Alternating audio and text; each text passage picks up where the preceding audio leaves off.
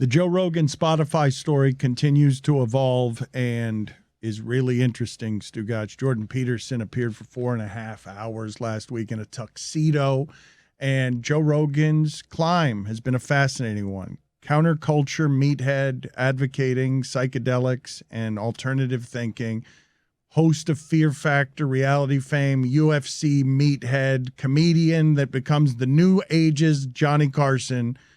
When comedians arrive, they do so on his platform. And now, over the last couple of years, as Spotify couldn't have known exactly what they were purchasing, a juggernaut that is such counterculture thinking that their value as a company has suffered because now Neil Young and other prominent artists are saying, I don't want my music on that streaming platform, either me or him. And that has created a real set of problems for Spotify here and a real set of problems for Joe Rogan, who is now, I imagine his audience doesn't like seeing these quotes from Joe Rogan because he's feeling the pressure. He could not have imagined that his podcast would become something that he now has to go on Instagram and speak in a way that feels a little contrite for Joe Rogan, saying he's now going to balance some of his opinions. Now, I don't know how Spotify, honestly, I don't know how Spotify allows me to get history's catalog of music for $10. I do know that artists have a problem with Spotify because a lot of that money doesn't go to them. Right. It goes to bad record deals and a lot of other stuff. So artists already have a problem. Neil Young already had a problem with Spotify before all of this. This was the last drop in a bucket. Because artists, it's not right, guys. We shouldn't have every music throughout history, every song throughout history available to us for $10 a month. You're right, but selfishly, I enjoy that so much. No, of it's course. wrong, but I enjoy but it. It's just a loophole. Look, a million years ago, Pearl Jam, they were fighting Ticketmaster on all this stuff. The record industry famously abuses its artists, and I keep telling you to please pay attention to the UFC and what Dana White is doing, because the fight game, even in the fight game, Stugotz, which is as corrupt as can be, Don King gave more to the fighters than what's happening with these ironclad contracts that even the heavyweight champion of the world has signed at UFC that are super restrictive. And what's happening with Joe Rogan at Spotify is... To supplement your point on what the artists get paid, Spotify notoriously pays the least out of all the major streaming platforms. They pay about $2.29 per 1,000 streams to the artist. When you compare that to just Apple Music, which is probably their biggest competitor in the field, Apple Music pays $6.77 per 1,000 streams. Their Tidal and Amazon all pay much more than what Spotify does, and Spotify is the industry leader presently. Joe Rogan couldn't have imagined. I imagined when I read this, Stugotz, this is Joe Rogan being told he has to do this because their stock is taking a hit. Now, I don't know if that's so. I'm assuming it. It might not be so, but I'm gathering that there is pressure around this because you don't want a bunch of musicians starting to bring attention to all of this. And you do not want a parade of musicians doing this. And so Joe Rogan says, if there's anything that I've done that I could do better, it's having more experts with differing opinions right after I have the controversial ones. I would most certainly be open to doing that. And I would like to talk to some people who have differing opinions on the podcast in the future. I do all the scheduling myself, and I don't always get it right. Of Young and others boycotting the site, he says, I'm very sorry they feel that way. I most certainly don't want that. I'm a Neil Young fan. He was once a security guard at a Young concert. And he says, I pledge to balance out the more controversial viewpoints with other people's perspectives so maybe we can find a better viewpoint. I don't want to just show the contrary opinion to what the narrative is. I want to show all kinds of opinions. And this is exactly why it is that I didn't want to work for an employer anymore, because I didn't want those kinds of pressures governing what it is that is and isn't said. Are you saying in the event that you say something that might be deeply untrue and offensive? I just don't want someone telling me what I can say or what I can't say. He had no idea. He says one of the quotes I read from him. What he says is dangerous. Some of the stuff he says is dangerous. It's misinformation, yes, and this is what's being protested. But one of the things that he's saying in this, Stugotz, is he never expected his podcast to be this. He's a comedian. But his podcast is this. I And know. as it grows and becomes bigger with the platform, so does the responsibility of not being a jerk the entire time. Okay. And giving misinformation Well, on stuff. Easy with the jerk and the rhetoric. I think a lot of people project this onto Joe Rogan. Some people may have heard your quotes directly and may have just visualized an angry Joe Rogan. No, this is not Alex Jones. This is someone that is very calculated, very calm, very bright, certainly to ascend to the heights of his industry as he did. You have to give him some credit, and I do think he's genuinely curious. But he turned into a bit of a shit stir, no doubt. But I thought he handled this apology, if you can call it that, because I don't really think it is, but he handled this 10-minute video, I think, with poise, presented well, said that he agreed with the idea that Spotify came up with to put a disclaimer before his show, and seemed like he was playing ball with Spotify here, as they are no doubt in a difficult spot because they're losing money. Their stock price is tanking presently, and now many artists are threatening to follow suit with Neil Young, and that's the crux of their business model. No matter how big Joe Rogan's pool is, they have $100 million invested in Joe Rogan, but no one's coming to Spotify without the music. The cake was baked, though, on Joe Rogan when he very publicly treated himself for COVID with all these drugs and kind of endorsed all these drugs. And Aaron Rodgers kind of backed him by saying, I did the same thing. Like, that's when his reputation was formed. And in some ways, he's going to have to work very hard to overturn what was his probably most famous, I guess you can say, public messaging about COVID. He's always been counterculture on, I don't want to do what you think I should be doing on much of anything with my body. He's been public about psychedelics. He's an experimenter.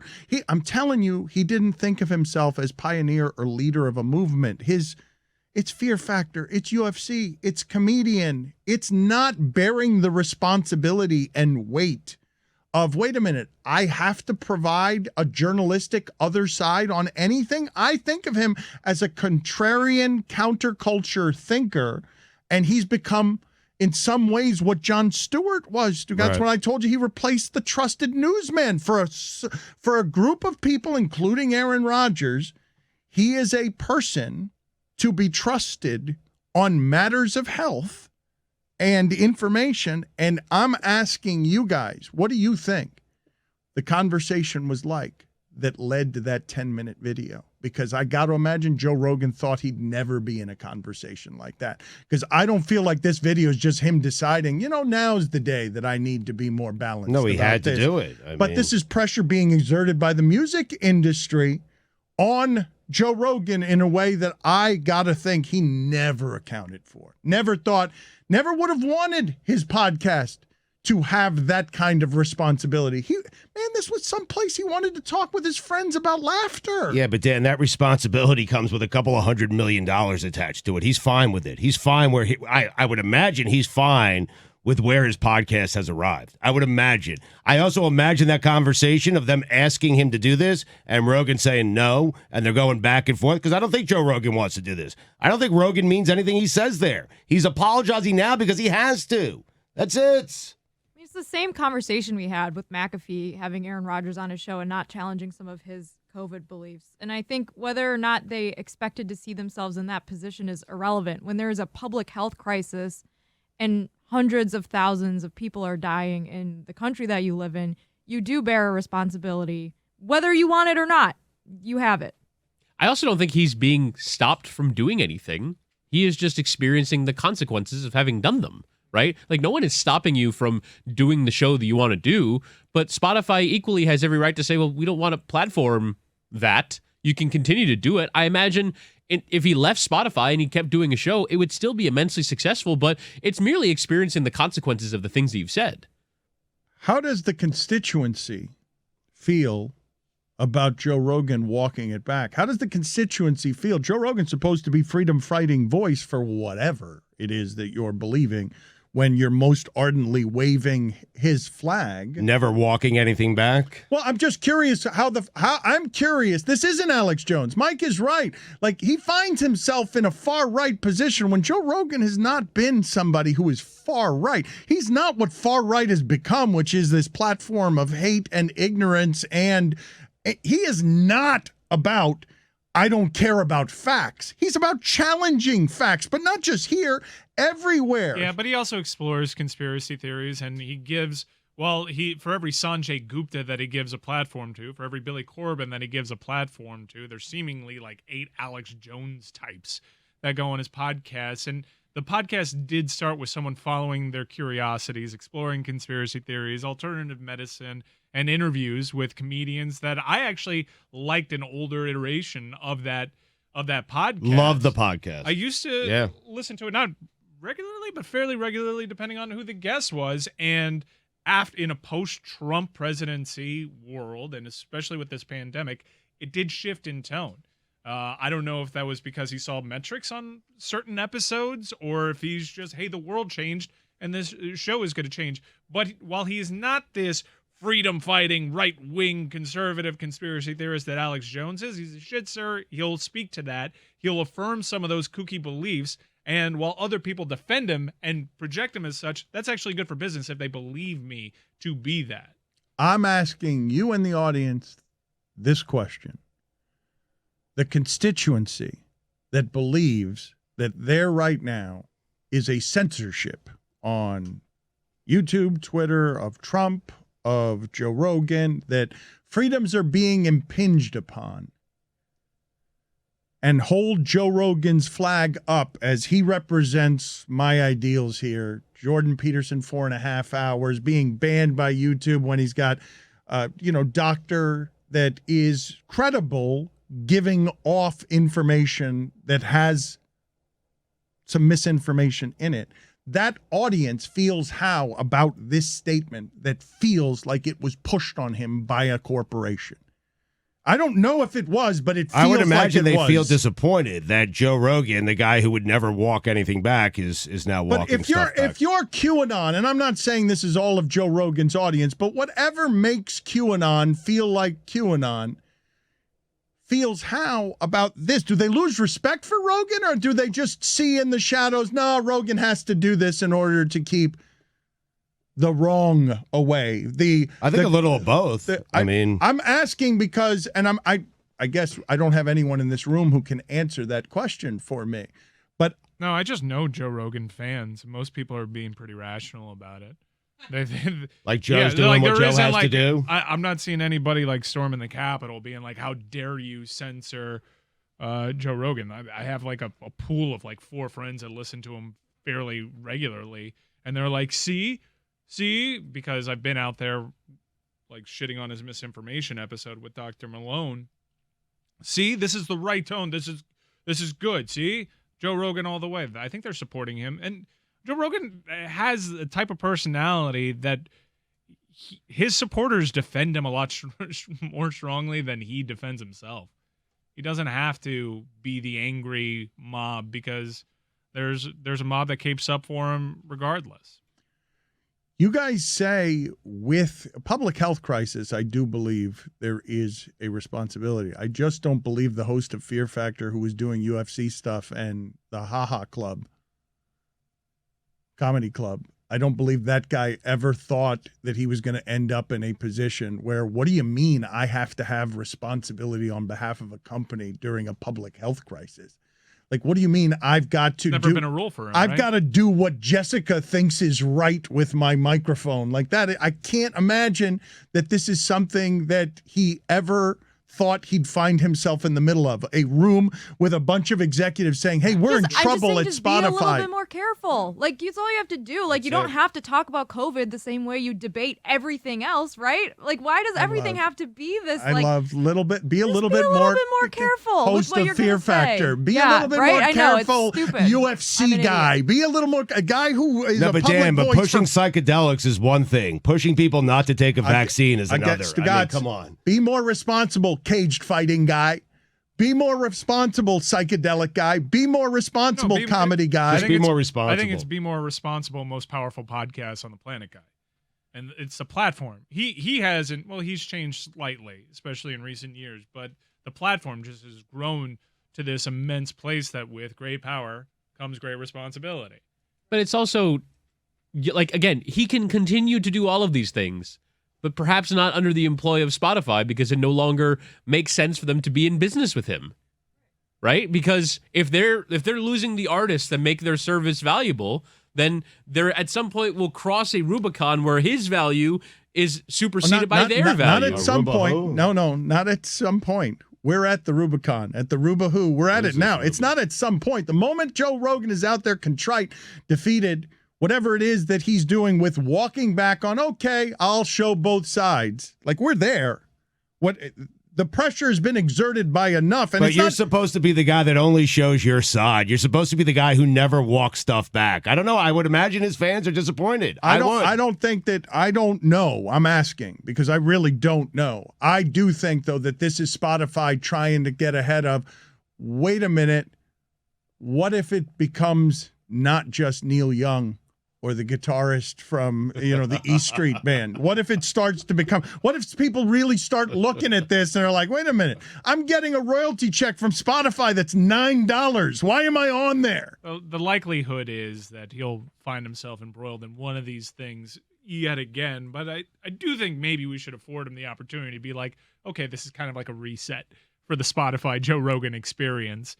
And do they have a checks and balances in place? Joe Rogan does not present to at least me as someone that has a really difficult time admitting that they're wrong. He has his agenda, and like anybody with their own agenda, they try to cherry pick the stats that help boost their argument, right? But even in that one stat, he had a hard time. Yeah. That one video that went kind of viral when he found out about myocarditis appearing in people that had COVID a little bit more than the vaccine.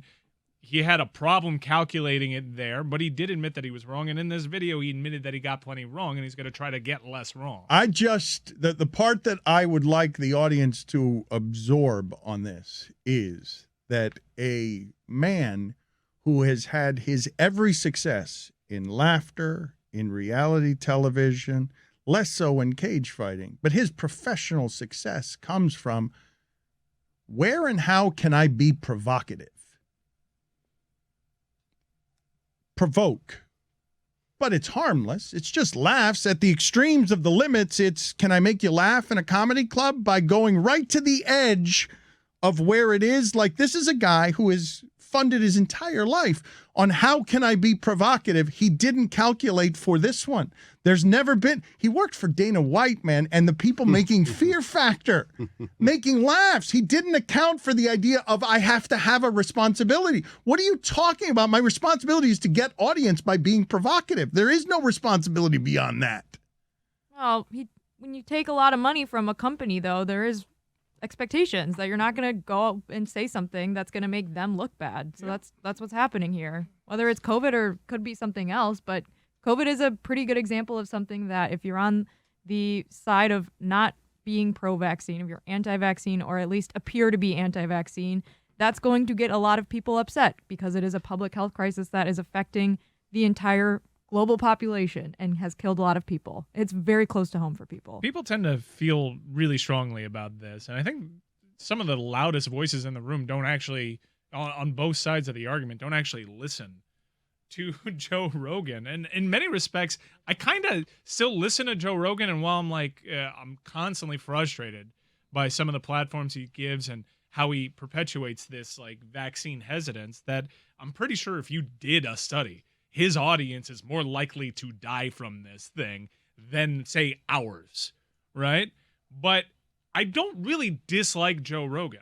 At the heart of it, I still think it's one guy following his curiosities, and maybe that's treating him with kid gloves. I have never disliked Joe Rogan. I've always liked that he provokes. I've always liked that he bounces against the mainstream. I like Joe Rogan a hell of a lot more than I like Joe Rogan fans. And I think Joe Rogan gives some really dumb people the extreme Joe Rogan fans. Don't make it that sweeping because he's got a lot of fans. And it's not fair to say that none of them are discerning. No, but I do know the Joe Rogan fans that I know are dumb. and they think that they're smart because they listen to Joe Rogan. But, no, He's making them smarter. Right. But they think that Joe Rogan is making them smarter. Now, that is a broad brush, but I'm not. Well, it's not. crazy. It's 4 people. You've got 4 dumb friends. Yeah, but I do think typically. I don't think that's fair. I think typically his audience thinks that they're a lot smarter than they are. I think he thinks he's a lot smarter than he is. Yeah, probably. I mean, he's pretty smart in that he's at the top of the game. I think I'm a lot smarter than I am. Don't we all? No. Yep. Apparently not Chris Cody.